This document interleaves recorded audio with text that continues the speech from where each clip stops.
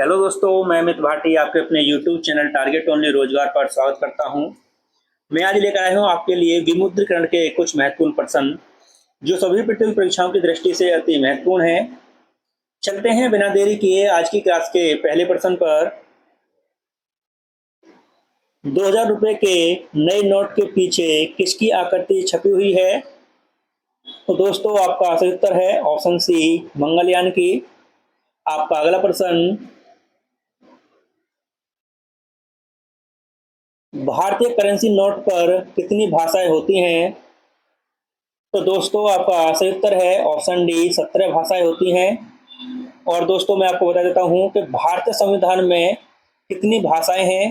तो दोस्तों भारतीय संविधान में 22 भाषाओं का उल्लेख किया गया है।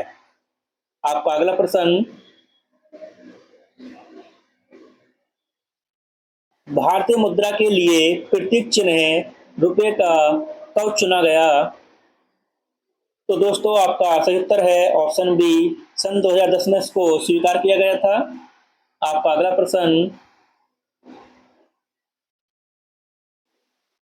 1 रुपए के नोट पर किसके हस्ताक्षर होते हैं? तो दोस्तों आपका सही उत्तर है ऑप्शन सी, वित्त सचिव के होते हैं। आपका अगला प्रश्न, भारतीय मुद्रा के लिए प्रतीक चिन्ह रुपए का डिजाइन किसने तैयार किया था? तो दोस्तों आपका सही उत्तर है option C, D Uday Kumar ने किया था। आपका अगला प्रश्न, 1 रुपए के नोट कौन जारी करता है? तो दोस्तों आपका सही उत्तर है ऑप्शन सी, वित्त मंत्रालय जारी करता है। और दोस्तों मैं आपको बता देता हूं कि 1 रुपए का नोट तो वित्त मंत्रालय जारी करता है और 1 रुपए के नोट पर जो हस्ताक्षर होते हैं वित्त सचिव के होते हैं। लेकिन दोस्तों 2 रुपए का हो, 5 रुपए, 10 रुपए, 20, 50, 100, 2000, 500 और 2000 रुपए की करेंसी नोट पर आरबीआई गवर्नर के हस्ताक्षर होते हैं। आपका अगला प्रश्न, भारतीय रुपये का आईएसओ कोड क्या है? तो दोस्तों आपका सही उत्तर है INR। ऑप्शन ए आपका सही उत्तर है। दोस्तों IN से इंडिया होता है और R से रुपया होता है। आपका अगला प्रश्न,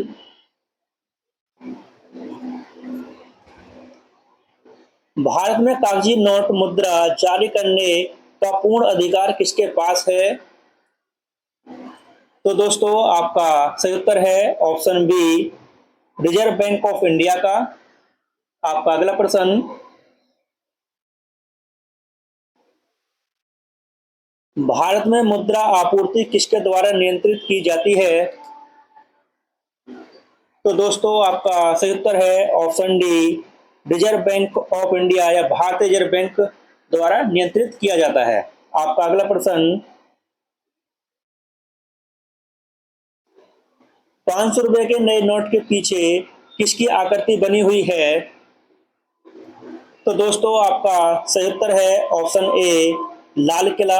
और दोस्तों ये लाल किला दिल्ली का लाल किला है, जिसका निर्माण, दिल्ली के लाल किले का निर्माण जो कराया था वो शाहजहां ने कराया था। आपका अगला प्रश्न, भारत में पहली बार बैंकों का राष्ट्रीयकरण कब हुआ था? तो दोस्तों आपका सही उत्तर है ऑप्शन सी, 1969 में हुआ था। और दोस्तों मैं आपको बता देता हूं कि 1969 में 14 बैंकों का राष्ट्रीयकरण हुआ था। और दोस्तों 1980 में 6 बैंकों का और राष्ट्रीयकरण हुआ था। आपका अगला प्रश्न, 200 रुपए के नए नोट के पीछे किसकी तस्वीर छपी हुई है? तो दोस्तों आपका सही उत्तर है ऑप्शन ए, सांची स्तूप की। और दोस्तों यह सांची स्तूप कहाँ स्थित है? तो दोस्तों यह सांची स्तूप मध्य प्रदेश में स्थित है। आपका अगला प्रश्न, किस वर्ष नाबार्ड की स्थापना हुई? तो दोस्तों आपका सही उत्तर है ऑप्शन सी, 1982 में हुई थी। और दोस्तों अगर पूछा जाए कि नाबार्ड की जो स्थापना हुई थी वह किस समिति की सिफारिश पर हुई थी? तो शिव रमन समिति की सिफारिश पर नाबार्ड की स्थापना हुई थी दोस्तों। आपका अगला प्रश्न,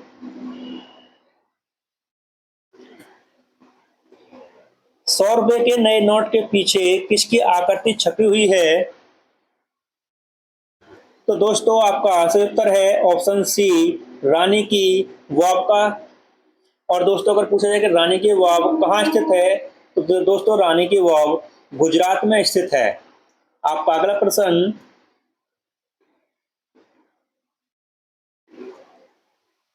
50 रुपए के नए नोट के पीछे किसकी आकृति छपी हुई है? तो दोस्तों आपका सही उत्तर है ऑप्शन सी, हम्पी के रथ। और दोस्तों अगर पूछा जाए कि हम्पी के रथ कहाँ स्थित हैं, तो दोस्तों हम्पी के रथ कर्नाटक में स्थित हैं। आपका अगला प्रश्न, 20 रुपए के नए नोट के पीछे किसकी तस्वीर छपी हुई है? तो दोस्तों आपका सही उत्तर है ऑप्शन बी, एलोरा की गुफाएं। और दोस्तों ये पूछा जाए कि एलोरा की गुफाएं कहाँ स्थित हैं, तो दोस्तों यह गुफाएं महाराष्ट्र में स्थित हैं। आपका अगला प्रश्न,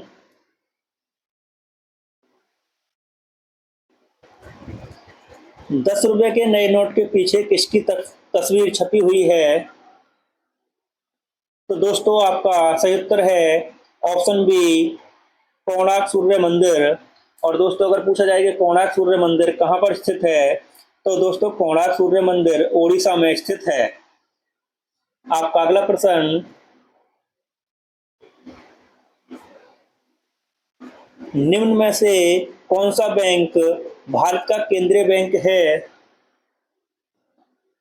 तो दोस्तों आपका सही उत्तर है option D, reserve bank of India Bharat का केंद्रीय बैंक है।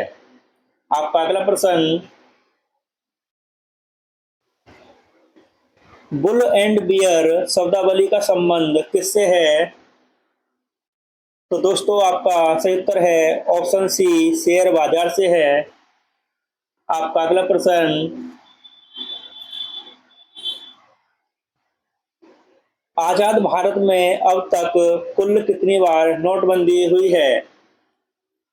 तो दोस्तों आपका सही उत्तर है ऑप्शन बी, अब तक कुल 2 बार नोटबंदी हुई है आजाद भारत में। आपका अगला प्रश्न,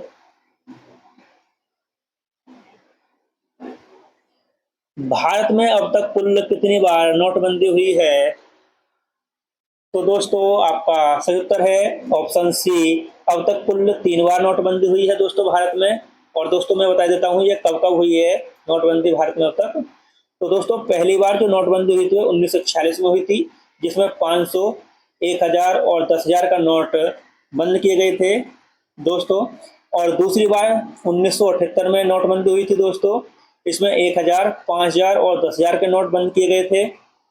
और दोस्तों तीसरी बार जो नोटबंदी हुई है भारत में वह 2016 में हुई है, जो कि 500 और 1000 के नोट में बंद किए गए थे। यह दोस्तों आज़ाद भारत से पहले की नोटबंदी है। और दोस्तों आज़ाद भारत के बाद 2 बार नोटबंदी हुई है, ये 1978 और 2016 में हुई है। आपका अगला प्रश्न, भारत में पहली बार नोटबंदी किस वर्ष हुई थी? तो दोस्तों आपका सही उत्तर है ऑप्शन बी, 1978 में हुई थी। आपका अगला प्रश्न,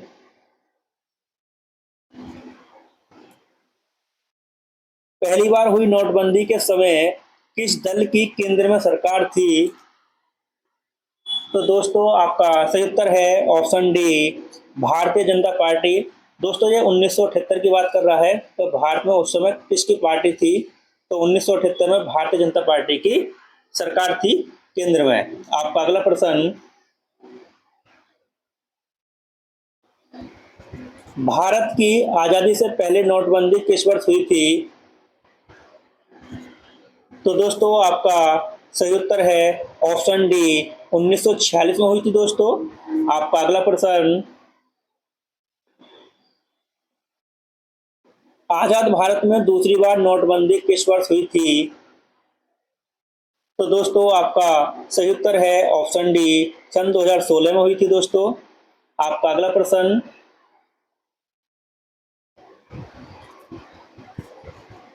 आरबीआई रिपोर्ट के अनुसार नोटबंदी 2016 में 500 व 1000 की कुल धनराशि जमा हुई थी। तो दोस्तों आपका सही उत्तर है ऑप्शन ए, 15.28 लाख करोड़ रुपए कुल जमा हुए थे दोस्तों। और दोस्तों ये एग्जाम में भी काफी बार पूछा गया है कि कितनी धनराशि जमा हुई थी। और दोस्तों इसी के साथ हमारी क्लास यहीं समाप्त होती है। अगर आपको हमारी क्लास अच्छी लगी हो तो हमारी वीडियो को लाइक, शेयर और सब्सक्राइब करना न भूलें। धन्यवाद।